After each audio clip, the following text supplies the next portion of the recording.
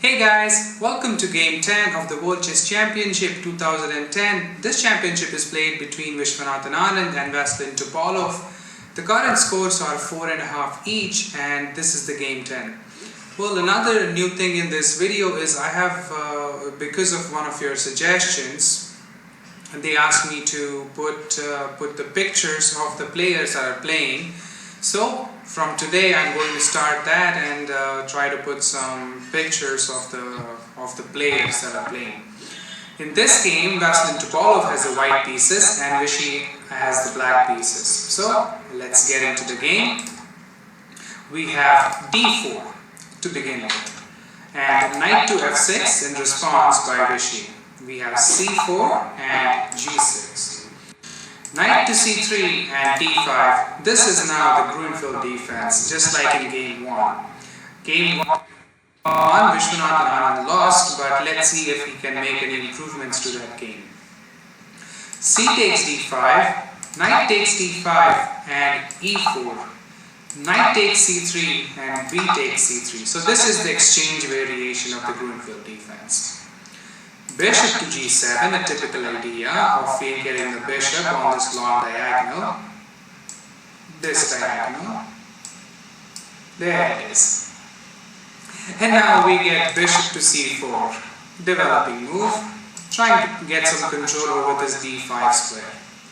And c5 now.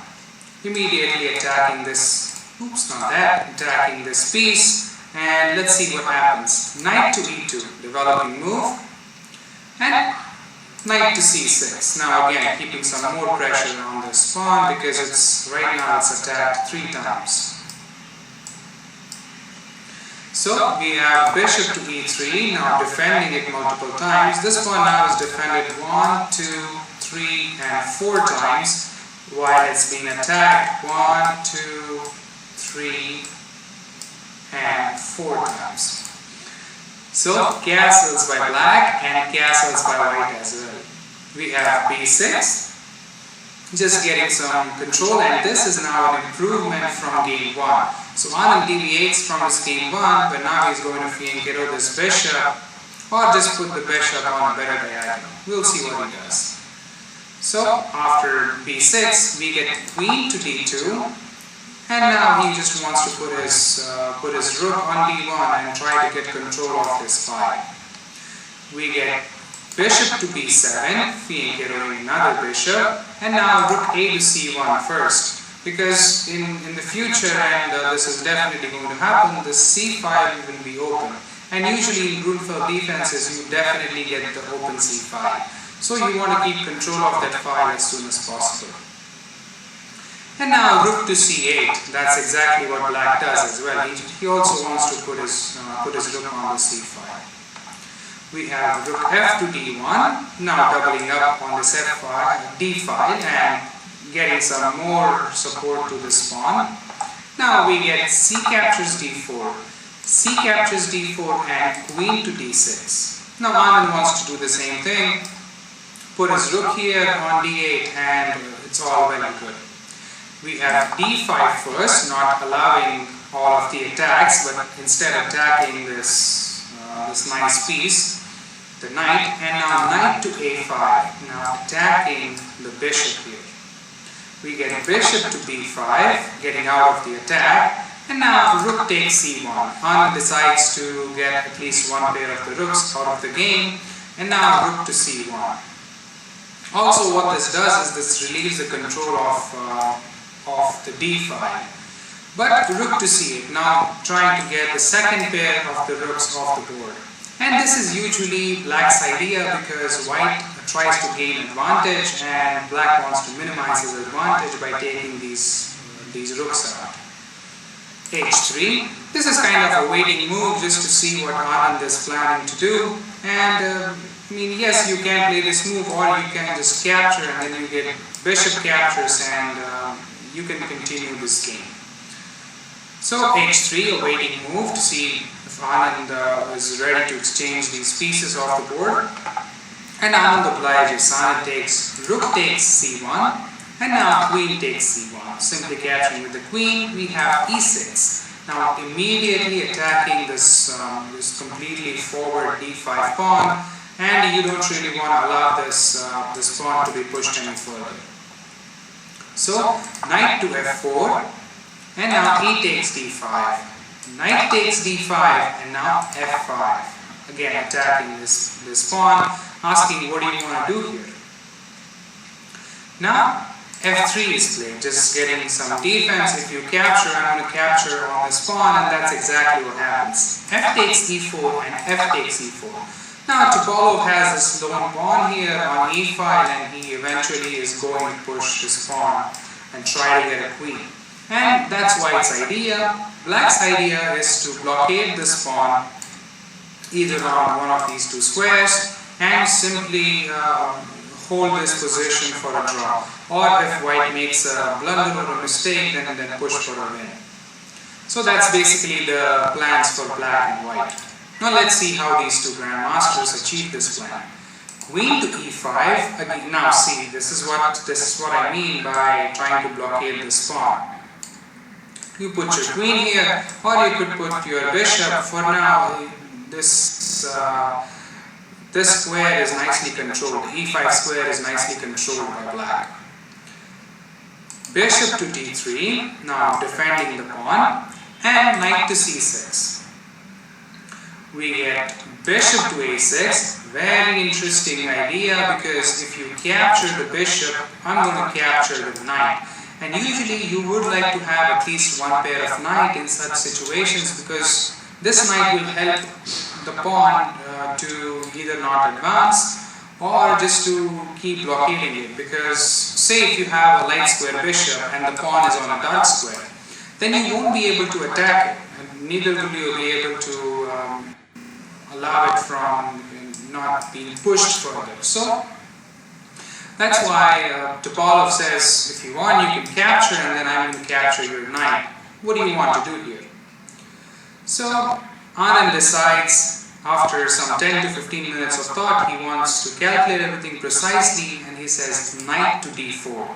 Wonderful move, because now if you try to capture this bishop thinking that it's a free bishop, then this is actually a big blunder.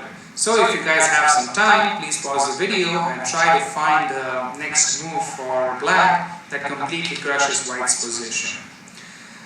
For those of you who did it, amazing, congratulations. And for those of you who were not able to find it, here is the move. This is the reason why he played knight to d4, was because now knight goes to e2 with check, forking the king and the queen. And there is nothing you can do. You have to move your king, and now you get just knight captures here on c1. And if you want to capture here with this bishop, then White will not capture this pawn here. Black will not capture the White's pawn here, and I'm going to show you why not to capture. Again, if thinking it's a free pawn, let's just capture it. If you capture, then you get knight to f6 with check, again forking the king and the queen. And if you capture this knight, then you just get bishop capture. So you lose all the advantage you have. But instead, after bishop takes c1, what Black can play and should play is queen to a1. Now how are you going to protect this bishop? There is no way to protect the bishop, and your bishop cannot move because your king is behind it and it's pinned. So once you move the king, you're just going to get bishop captures, and now you have a queen for a knight and you have a queen and a bishop for a bishop and a knight, and this is completely winning for Black. So after knight to d4, it would be a very bad idea to capture this bishop even though it's hanging. And Topalov calculates all of this correctly, so we get queen to c4, now not allowing this threat to come with the fork, and you cannot even give a check because now you get queen captures this piece. So now you have to do something about this bishop. So Anand just plays bishop captures d5. Now you get queen captures d5 with check, and hoping to exchange off the queens here, and that's what Anand prefers as well. Queen takes d5, e takes d5. Now the e pawn that was on 4th file has gone to the 5th file, and it is still, it's an amazing position, because now you just have 3 squares in front of it, and black is going to do everything in its power to protect these 3 squares. White has to push for it. Also, you have the same number of pawns, but these two are connected pawns. So it's going to be an interesting game from here. We get bishop to e5, now controlling this square, because you have to control it. You cannot let go of the control of these squares. For now, as long as you hold this square, you should be fine. You should not allow this pawn to be pushed. So we get king to f2, bringing the king into the game. King to f7, Anand does the same thing.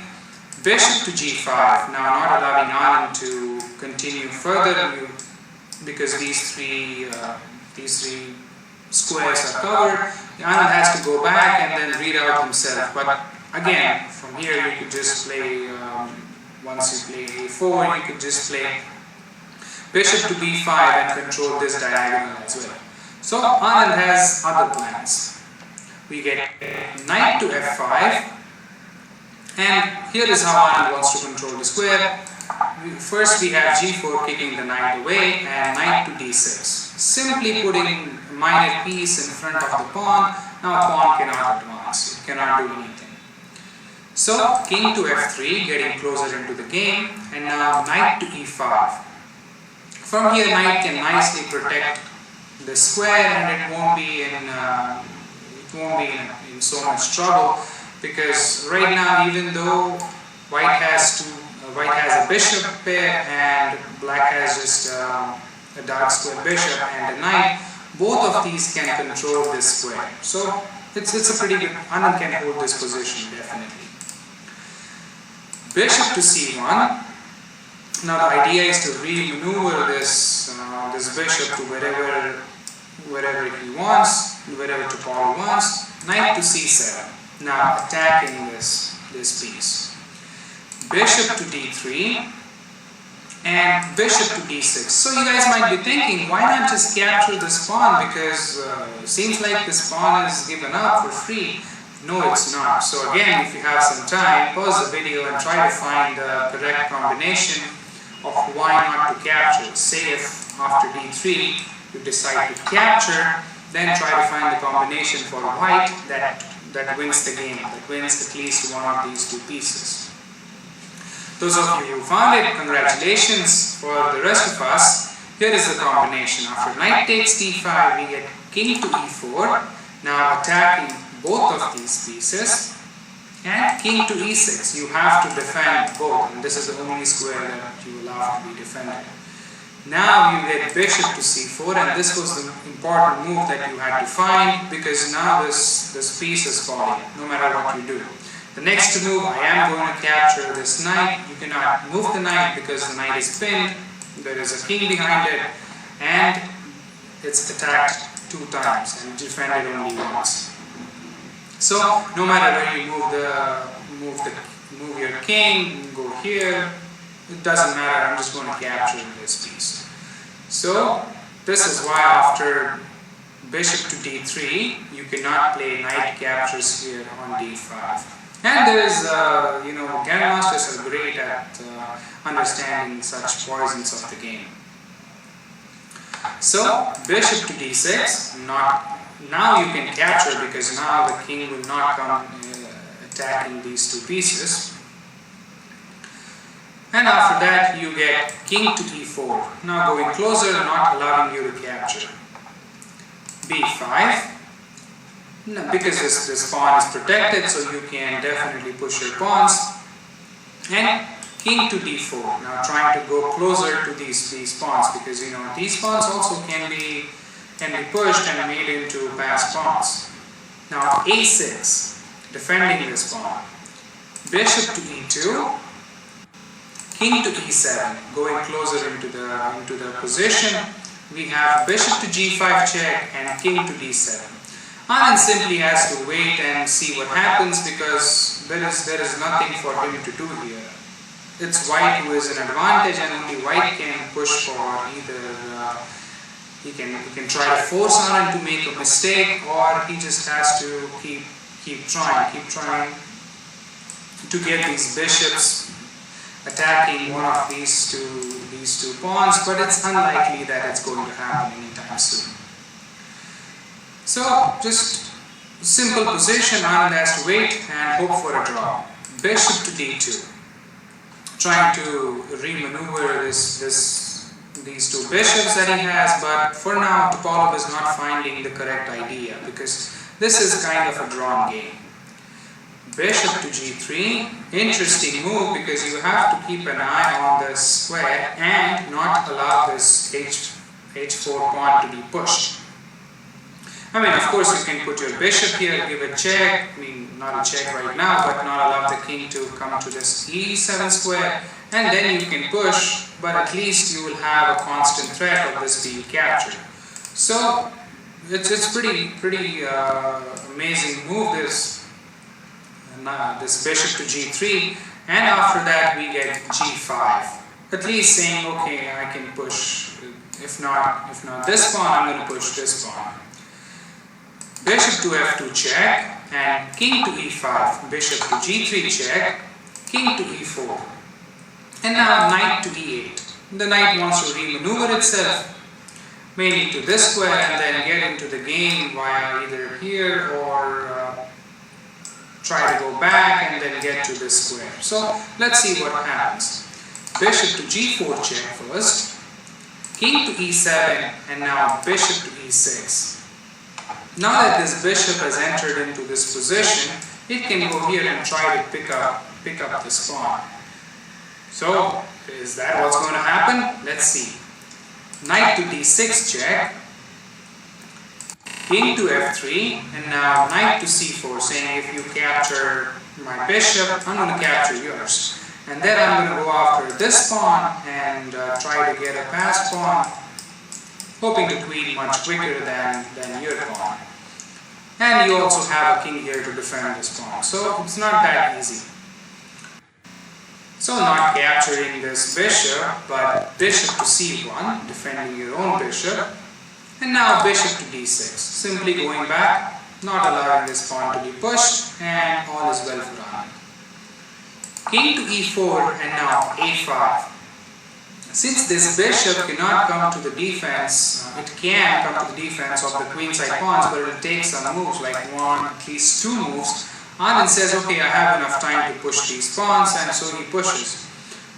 The original goal for Anand was not to create any weaknesses on the queen side or to look for queening his pawns, but to not allow Topalov to push these pawns further, because if Topalov started playing on the king side, he could have probably pushed for a win, even bishop to g8, and then trying to go after this pawn would have been a good idea. But for now that is not going to happen because Anand is threatening to push his pawns, get a pass pawn, and try to queen up.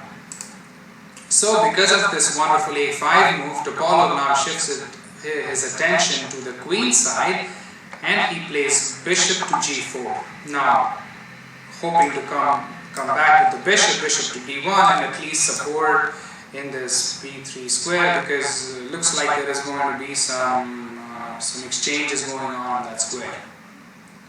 Maybe not, we don't know, but we'll see. Now bishop to a3, Anand is offering one of the bishops to be captured, and he's going to capture the dark square bishop. What this will allow is the control of this d6 square, and this was pretty important for both the players because now Anand won't have a piece to control the square, but he has a knight. But on the flip side, Topalov has a light square bishop, so he cannot control this dark square. And this is an interesting plan from Anand, and Topalov says, I have to get one of your pieces out of controlling this d6 square, otherwise I will never be able to push this pawn. So he obliges and he gets these bishops off the board. Bishop takes a3, and now knight takes a3. Very interesting position.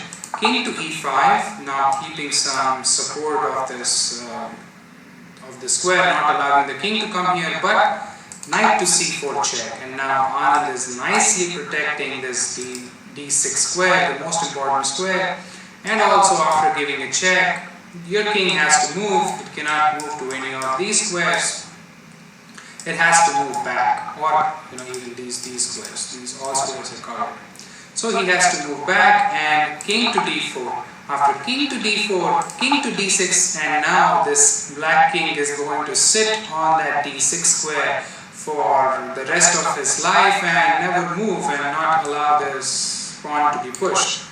Of course, there is no way you can get this king out of this box because you don't have a dark square bishop or a knight or any other piece. You have a light square bishop, and it's not going to help you out. So after this we have bishop to e2, going after the knight here, knight to a3, not allowing that to happen, and h4. You have to do something, but it's too late. Knight to c2 check, king to c3, knight to b4, again defending everything and attacking this piece. You get bishop takes b5 because it was not protected, and now knight takes a2 with check. King to b3 attacking the knight, and knight to b4. Again, now this pawn is eventually falling. There is nothing you can do about it. So bishop to e2, not even trying to defend. Knight takes d5, finally getting rid of this lone d pawn, and h5. Knight to f4, saying if you capture, I might capture with the knight or with my pawn here, and I'm defending this pawn. There is nothing you can do. H takes g6, h takes g6, and bishop to c4. And this was the final position in the game, as Topalov offered Anand the draw through the arbiter. He called the arbiter and offered a draw. Both players immediately signed because they knew that this is a completely drawn position. There is nothing either side can do. White king is simply going to march up the board, pick this pawn up, and there is not much to play here because then he's going to come back and defend, or he's just going to attack this piece, and after you grab this piece, attack this piece, and you are going to keep defending yours. So there is no progress to be made by either sides, and since both sides knew it, Topalov offered a draw through the arbiter. It's important to note here that because of Sophia rule, he was not allowed to offer a draw over the board to the opposition. Neither of the players are allowed to offer a draw. So that's why the arbiter was called, and the draw was agreed upon. This is completely drawn position, and there is nothing possible for any of the sides to do. So this is game 10. The points are 5 each now, and there are 2 games remaining, and if both of these games end up in a draw, then there will be a stricter time control section, and let's see what happens in game 11. But before I say goodbye, I want to thank all my subscribers for subscribing to my channel. Keep enjoying the videos, and if you have any questions, comments, concerns, please let me know in the comment section below. I really appreciate your support. Thank you very much. Namaste. See you next time.